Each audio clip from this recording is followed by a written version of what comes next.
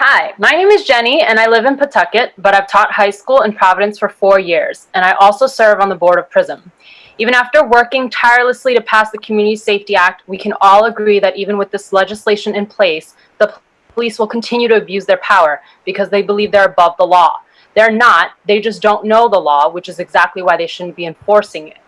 But I'm actually here to call out the hypocrisy of Igliosi's "be well and be safe" when so many of your constituents do not feel safe or well in this time. COVID-19 has already robbed our students of months of proper schooling. You're asking us to reopen schools with no clear commitment to making sure the schools will be opened in a way that will keep us all safe. You're putting teachers, students, and families at risk of this deadly virus, all while cutting programs and funding to the most needed sections of education. None of those resources need to be cut if you cut the police out.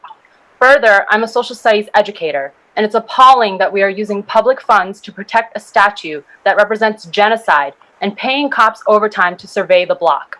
It's a waste of our money when teachers are literally paying for pencils in their classroom.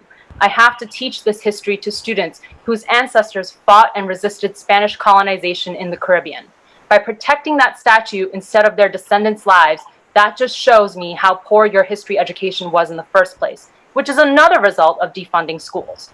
Most young teachers like myself make less than y'all do as politicians, yet we are the ones who have to listen to the needs of our students and families and think creatively every single day to meet those needs without any resources.